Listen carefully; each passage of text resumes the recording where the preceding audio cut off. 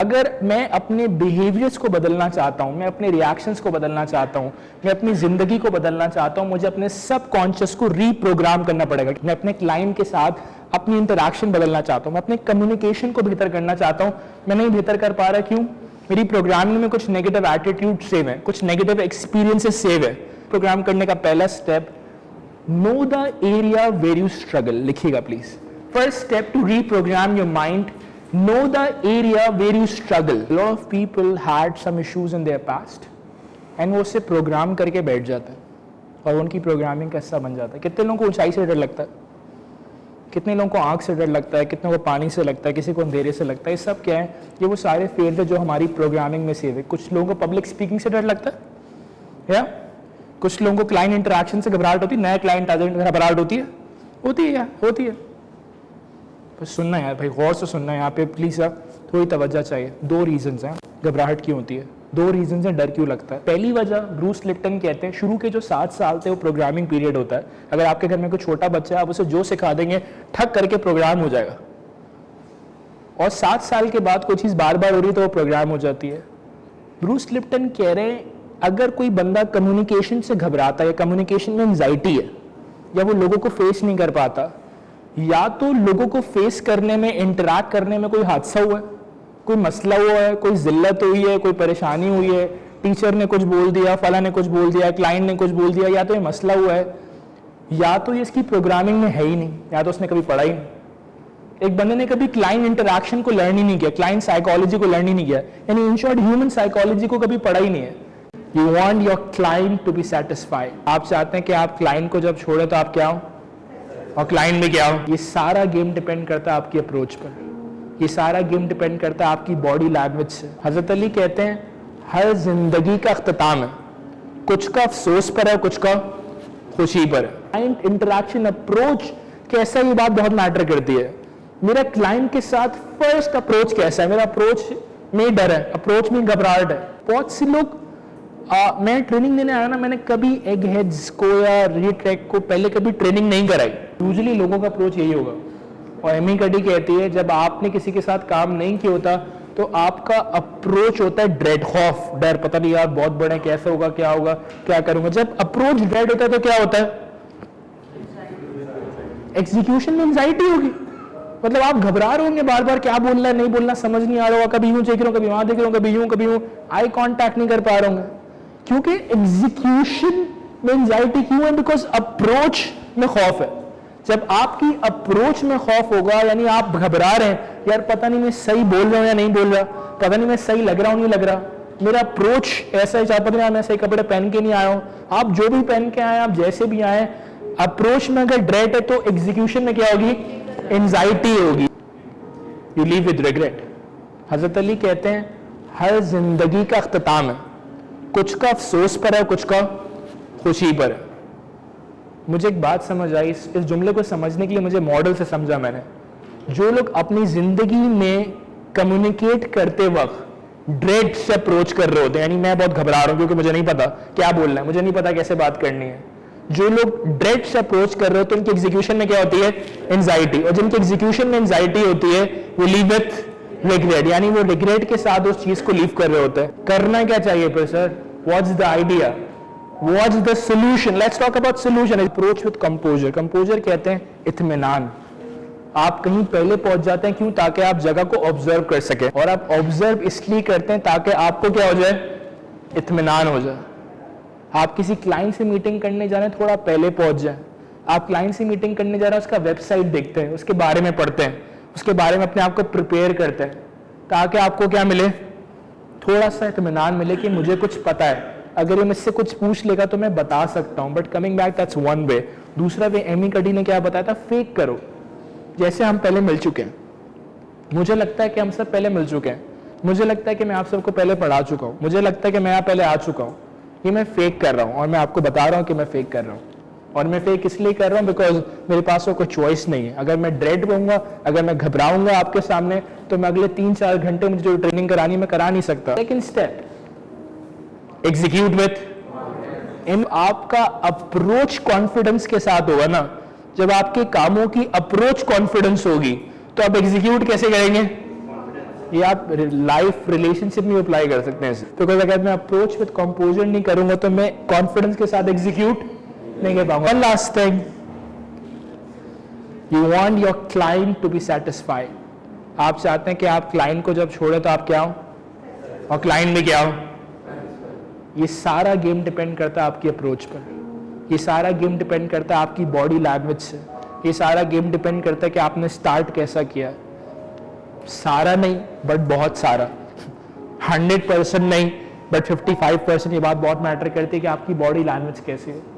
अगर आप चाहें तो आप बॉडी लैंग्वेज मैट्रिक्स मूवी जैसी बना सकते हैं, अगर आप चाहें तो आप वो टॉम एंड जेरी वाली बॉडी लैंग्वेज ही बना सकते हैं। It all about you, but you need to understand this body is signalling to your brain, this body is making connection to your brain.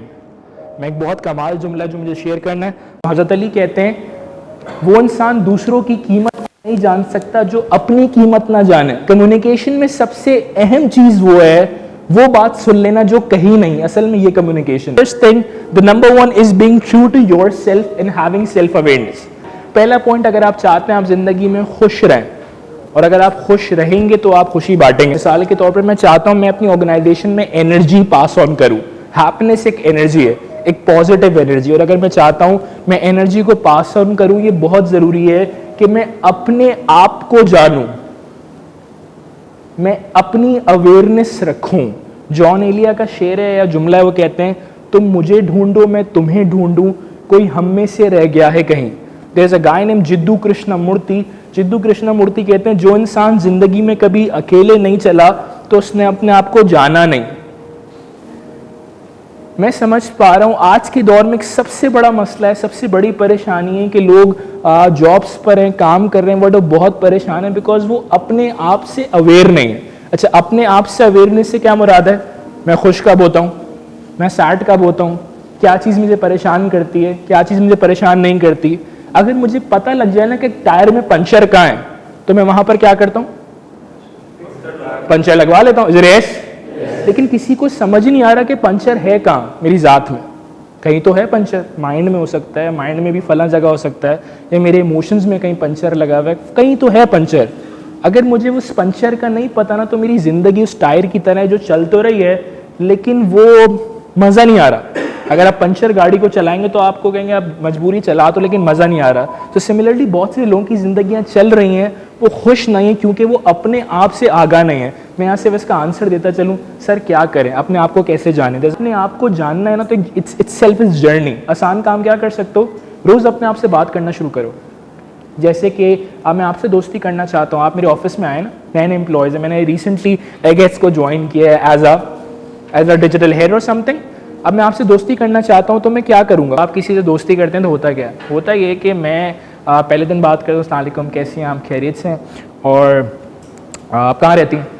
आपने कहा जी मैं फला जगह रहती हूँ। अच्छा, मैं भी वहीं रहता हूँ, मिलते जुलते रहेंगे। नेक्स्ट डे, डे 2, आपने कहाँ से पढ़ा है, आपको क्या पसंद है।